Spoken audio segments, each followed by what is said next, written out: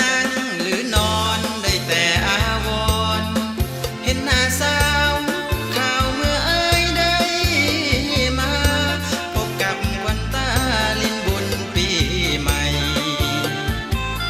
ซึ่งใจบ่ลืมพบกับสาวงึมตันเปี่ยวคนดังหลังสงกรานต์ในวันนั้นคิดถึงจอมพวนทุกวันเวลาที่ท่าหาดแดงจวนค่อยคำแลงในวันนั้นสองเฮาลำวงเกี่ยวกันผู้คักสัมพันธ์น้องจำได้บ่น้องเคยบอกเอ้ยท้ายเดือน11ให้เฝ้ามาขออายเตรียมจิตเฝ้ารอเพื่อจะมาขอตามประเพณี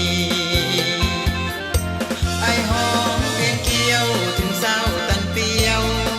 เป็นคำเตือนย่านน้องไหลลืมเลือนหรือบิดเบือนสัญญาครั้งก่อนวอนสาวตามเปียว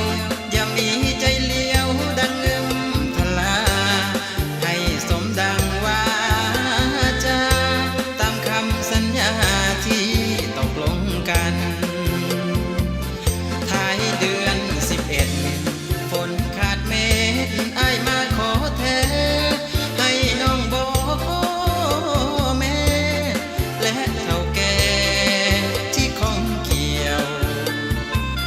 หากสาวตานเปียวคิดมีใจเลี้ยวหวังหลอกลวงอายคงเป็นบ้าปวงย้อนลงคำลวงของสาวตานเปียว